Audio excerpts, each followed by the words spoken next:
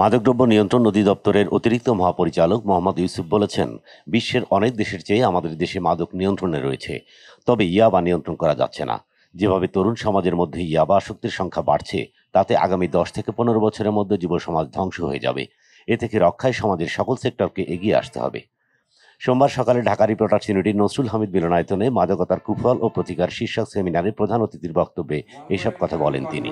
মোহাম্মদ ইউসুফ বলেন, যেমন রাখা উচিত, মিডল ইস্ট যেভাবে রাখছে, আফগানিস্তান পাকিস্তান যেভাবে রাখছে, আমি কনফিডেন্ট যে আমি তার চেয়ে তো নিয়ন্ত্রণে রাখছি। আপনি মুক্ত করতে পারবেন না, কোথাও এটা মুক্ত না, বাট যতটুক নিয়ন্ত্রণে রাখার সব দৃষ্টিকোণ থেকে আমি আমার ডিপার্টমেন্ট, আমার গভর্নমেন্ট সেটা নিয়ন্ত্রণে রাখতে পারছে।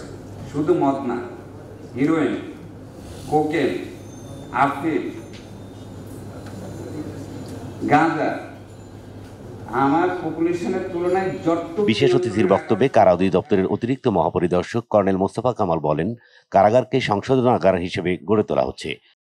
মাদক মামলার আসামিদের ইমাম দ্বারা কাউন্সিলিং করা হচ্ছে, কিন্তু ভ্রাম্যমাণ আদালতের মাধ্যমে পাঠানো এসব আসামিদের দীর্ঘমেয়াদী কাউন্সিলিং করা সম্ভব হয় না।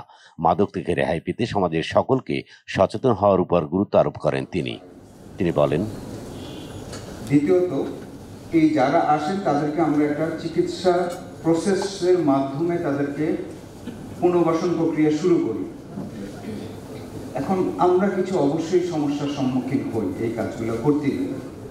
প্রথমত, যে তারা আসেন তারা অল্প সময়ের জন্য আসেন, সুতরাং একটা পুনর্বাসন প্রক্রিয়াটা যেই পরিমাণ বড় হওয়ার কথা, এই পুরো প্রক্রিয়াটা আমরা কারাগারে সমাপ্ত করতে পারি না। দ্বিতীয়ত, যারা আসেন সাধারণত এরা মোবাইল কোডের মাধ্যমে যেহেতু আসেন, সেমিনারে আন্তর্জাতিক আলোচক হিসেবে উপস্থিত ছিলেন ভারতের বিশিষ্ট আলেম সাইদ আফনান মনসুরপুরি। তিনি বলেন, आपने उन तमाम रोगों का इलाज फरमाया, बीमारियों का इलाज फरमाया जो इंसानी समाज में पाई जाती है। शराब नोशी और नशे के खात्मे के लिए जनाब रसूलुल्लाह सल्लल्लाहु तआला अलैहि वसल्लम ने तहरीक चलाई, लेकिन चूंकि नशा और शराब नोशी उस समाज और मुआशरे के अफराद के रगो रेशे के अंदर दाखिल था, इसलिए अचानक मुमानअत ये मुनासिब नहीं थी। लोग इसको कबूल न करते क्योंकि सदियों से लोग इसके आदी बने हुए। इसलिए अल्लाह रब्बुल इज्जति वल जलाल ने भी कुरान पाक में तदरीजन शराब की हुर्मत के अहकामात नाजिल फरमाए।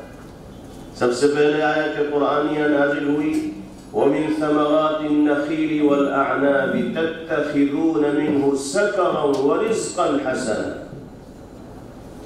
खजूर और अंगूर जैसे फलों से तुम नशा भी बनाते हो और पाकीज़ा रिज़्क भी बनाते हो। প্রধান আলোচকের বক্তব্যে শায়খ মুফতি হাফিজউদ্দিন বলেন, মাদকতা বর্তমান সময়ের একটি মারাত্মক ব্যাধি হিসেবে ক্রমশ সারা দেশে বিস্তার লাভ করছে।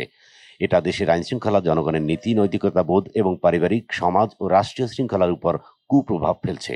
মাদকের বিস্তার রোধে তিনি বেশ কিছু প্রস্তাব তুলে ধরেন। জনপ্রতিনিধি ও সুশীল সমাজের সমন্বয়ে সরকার যদি একটি কমিশন গঠন করে মাঠ পর্যায়ে মাদকতা বন্ধের উদ্যোগ গ্রহণ করতে পারে, তাহলে দেশ এই লানত অভিশপ্ত মহামারী থেকে মুক্তি পাবে। দ্বিতীয় নাম্বার প্রস্তাব, মাদকদ্রব্য উৎপাদন এবং চোরাচালানের ক্ষেত্রগুলো চিহ্নিত করে সেগুলো বন্ধের কার্যকরী পদক্ষেপ গ্রহণ করা। 3 নম্বর, মাদকদ্রব্য নিয়ন্ত্রণ আইনের যথাযথ প্রয়োগের ব্যাপারে আরও কার্যকরী ভূমিকা অনুষ্ঠিত করা। 4, মদের নেশার সাথে জড়িত অপরাধীদের বিচারে শরঈ আইনকে প্রাধান্য দেওয়া। 5 নম্বর, অবৈধ বার এবং সেমিনারে মাদকতার কুফল ও প্রতিকার শিরোনামে একটি প্রবন্ধ উপস্থাপন করা হয় এবং মদ ও মাদকতা বইয়ের বর্ণক উন্মোচন করা হয়। মাদানী মজলিস বাংলাদেশের আয়োজনে সেমিনারে সভাপতিত্ব করেন হেফাজতে ইসলাম বাংলাদেশের মহাসচিব আল্লামা সাজিদুর রহমান। মাদক নিয়ে বিশিষ্ট আলেমবৃন্দ কোরআন ও হাদিসের আলোকে আলোচনা করেন। প্রভাব ও প্রলোভন। 3, মাদকের প্রতি কৌতূহল অজ্ঞতা, অসচেতনতা, মূল্যবোধের অবক্ষয়, নৈতিক ও ধর্মীয় শিক্ষার অভাব।